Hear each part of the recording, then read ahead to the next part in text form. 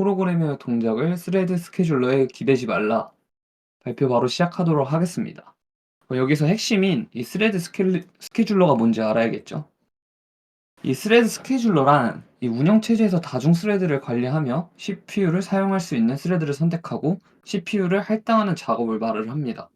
그래서 이제 스레드의 우선순위, 실행시간, 입출력 요청 등의 정보를 고려하는 이 알고리즘이 동작을 하게 되는데요.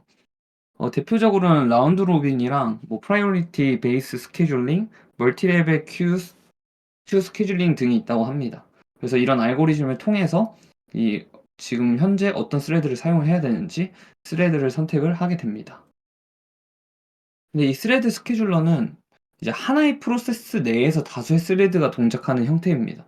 그러니까 즉 그 프로세스마다 공유하는 그런 게 아니라 아니 프로세스들끼리 공유하는 게 아니라 그냥 이 하나의 프로세스 내에서 다수의 스레드가 동작하는 형태이기 때문에 이 스레드 간의 상호작용과 동기화 문제를 고려를 좀 해야 됩니다. 그래서 이 책에서는 이 스케줄링의 정책은 OS마다 다를 수 있기 때문에 정확성이나 성능이 스레드 스케줄러에 따라 달라지는 프로그램이라면 다른 플랫폼에 이식하기 어렵다고 합니다. 그래서 아까 말씀드렸던 그 알고리즘에 대한 그런 정책들과 그런 옵션들이 다 OS마다 기본값이 다르기 때문에 이런 말을 하고 있습니다. 그렇다면 이식성을 좋은 프로그램을 작성하는 방법은 무엇일까요? 책에서는 이 두 가지를 소개시켜 주는데요. 일단 첫 번째, 실행 가능한 스레드의 평균적인 수를 프로세서 수보다 지나치게 많아지지 않도록 해야 한다. 이걸 이제 먼저 알아보도록 하겠습니다. 진짜 우리가 이 스레드를 늘리는 방법은 쉬운데 우리가 중요하게 생각해야 되는 거는 그러면 실행 가능한 스레드 수를 어떻게 작게 유지할까가 중요하게 생각을 해야 되는데요. 우리가 자바에서도 스프링을 사용하다 보면은 계속 이해하고 있는 것처럼 이 스레드 풀 방식을 이용을 하면 됩니다. 이 각 스레드가 무언가 유용한 작업이 완료된 후에는 다음 작업이 생길 때까지 대기하도록 하는 겁니다. 우리가 그 리퀘스트 요청이 들어왔을 때 그 스레드가 놀고 있는 애가 있으면 그 리퀘스트를 받아 가지고 뭐 스레드가 동작하면서 처리를 하죠. 그리고 작업이 완료된 스레드는 유효한 상태로 다시 돌아가면서 재사용할 수 있도록 하는 그런 동작을 하게 되는데 이렇게 유용한 작업이 완료된 후에는 다음 작업이 생길 때까지 대기하는 것을 말을 합니다. 그래서 우리가 스레드 풀의 크기를 적절히 조절을 하면 돼요. 이 스레드 풀의 크기를 적절하게 조절하는 방법은 되게 많이 나와 있는데 우리 비즈니스 성격에 따라서 이걸 실제 테스트를 해 보는 게 가장 중요하기 때문에 여기선 적절히 설정을 하라는 표현을 했고, 그리고 작업은 짧게 유지해서 이 스레드들이 다음에 대한 작업들을 바로 대응할 수 있도록 해 주는 게 가장 좋습니다. 근데 하지만 너무 짧게 되면 이 작업 분배를 해야 되는 그런 성능이 떨어질 해야 되기 때문에 성능이 떨어질 수 있는 점을 주의하시면 되겠습니다. 그럼 다음은 스레드를 비지 웨이팅 상태가 되지 않도록 해야 합니다. 그렇다면 이 비지 웨이팅, 바쁜 대기라고 하는데요. 이 비지 웨이팅이란 무엇인지 알아보도록 하겠습니다. 이 비지 웨이팅은 OS에서 원하는 자원을 얻기 위해 기다리는 것이 아닙니다. 그러니까 이 OS에서 원하는 자원을 얻기 위해서 계속해서 대기하고 있는 그 큐 같은 데서 대기하고 있는 게 아니라 이 권한, 우리가 계속 말을 하는 이 공유 자원 접근을 얻을 때까지 확인하는 것을 의미합니다. 그러니까 내가 스레드가 지금 필요하지 않는데 이 스레드가 현재 어떤 작업을 하려면 이 공유 자원에 어떤 작업을 하기 위한 그런 공유 자원에 접근할 수 있어를 계속 확인하기 때문에 문제가 되는 것입니다. 그래서 스레드 스케줄러의 변덕에 취약할 뿐만 아니라 이 CPU 자원을 굳이 확인할 필요 없는데 쓸데없이 낭비하고 있기 때문에 좋지 않은 스레드 동기화 방식입니다. 그래서 보통 이 스레드 동기화를 위해서 비주에이팅 메소드를 사용하는 것이 아니라 여기서 말하는 이 메소드라는 거는 이 자바 내에서 그 스프링 내에서 이제 작성을 할 수가 있거든요. 그래서 이 비즈 웨이팅 메소드를 사용하는 게 아니라 그 뮤텍스 혹은 세마포 메소드를 사용을 하거나 모니터를 사용하라고 알려져 있습니다. 이 방법은 그냥 키워드를 검색하면 되게 다양하게 코드들이 나와서 그거 확인하시면 될 것 같습니다. 그리고 이제 비즈 웨이팅 상태 말고 이거에 대한 해결 방법으로 얘기하는 방법이 하나 더 있는데요. 이 슬리핑 방식입니다.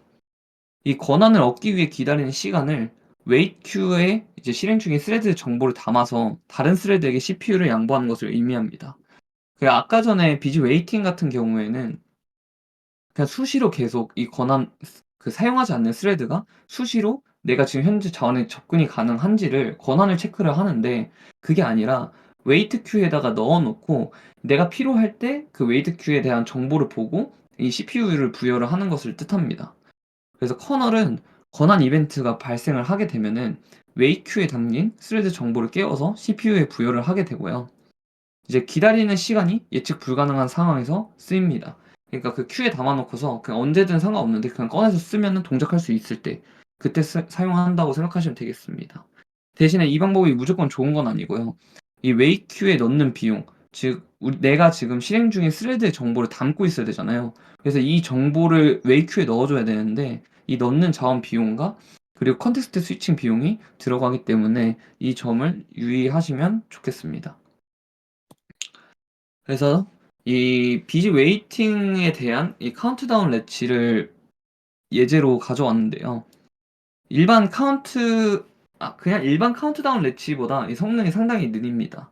그 이유는 지금 어웨인 메서드가 거의 문제가 되는 부분인데요.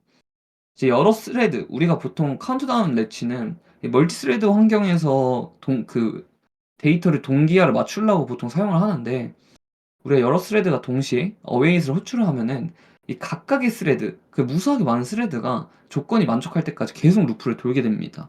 지금 while에 지금 true로 설정되어 있기 때문에 이 다양한 멀티 스레드 있는 스레드가 다 계속 그 체크를 하고 있죠. 그래서 이 과정은 내가 지금 굳이 사용하지 않을 스레드여도 CPU 리소스뿐만 아니라 이 캐시 히트율이 저하되고 이 컨텍스트 스위칭 비용을 초래할 수 있는 가장 큰 문제가 되게 됩니다. 그래서 이제 심지어 CPU가 계속 이 루프를 돌면서 사용되기 때문에 아마 CPU도 많이 사용이 되게 되겠죠. 그래서 다양한 스케줄링 정책을 가진 운영 체제에서는 그 예상치 못한 성능 차이를 초래할 수가 있습니다. 왜냐하면 아까 전에 말했었던 그런 스레드 스케줄링은 OS마다 다른데 이 방식에 따라서 맥에서는 좀 성능이 괜찮아서 사용을 했는데 윈도우에서는 다를 수 있고 운영 체제마다 성능 차이가 초래할 수 있기 때문에 이게 이식성이 좋은 코드도 되지 못한다는 점이 있습니다. 그리고 마지막으로 이식성 나쁜 코드로는 이제 스레드 일드랑 스레드 프라이오리티가 있는데요. 이제 제일 먼저 일드를 보게 되면은 우리가 어떤 스레드가 동작을 하게 되는데, 예를 들어서 저 else문이 없다고 합시다. 이 else문이 없고 저 while문에 그냥 플래그가 아니라 그냥 true로 계속 루프적으로 돌아간다고 했을 때 이거 다른 스레드에서 이 플래그 상태를 바꿔줘야지만 이 루프가 종료되거나 혹은 플래그가 동작을 할 수가 있습니다. 근데 그 동작을 하더라도 이 while문이 끝나지 않을 수가 있어요. 왜냐면은 그 스레드를 따로 그 양보를 하고 있지 않기 때문이죠. 그래서 제일 간단한 방법이 이 스레드를 그냥 다른 스레드에게 넘기는 거예요. 그래서 지금 else문에 thread.yield를 사용을 하게 되면은 나 지금 일단 쉬고 다른 스레드한테 실행을 양보할게 라는 그런 코드가 됩니다. 그래서 되게 단순하게 비즈웨이 상태의 그런 문제점을 해결을 할 수가 있게 돼요. 왜냐면 지금 while문에서 계속적으로 반복적으로 돌다가 내가 사용하지 않을 거면은 다른 데다 양보를 하고 내가 지금 플래그가 나중에 또 다른 스레드가 양보를 해서 내 차례가 됐을 때 이 플래그가 true면은 그때 실행을 하면 되는 거잖아요. 그래서 되게 좀 유용하게 사용할 수 있을 것 같지만, 이 thread.yield는 이 특정 스레드가 다른 스레드과 비교하면서 CPU 시간을 충분히 얻지 못한 프로그램을 고치기 위해서 사용될 수 있지만 이제 테스트할 수단이 없습니다. 그리고 또 이 자바에서 돌아갈 때 이 JVM 버전 혹은 JVM 종류에 따라서 성능이 달라지기 때문에 이런 방식은 올바르지 않다고 말을 하고요.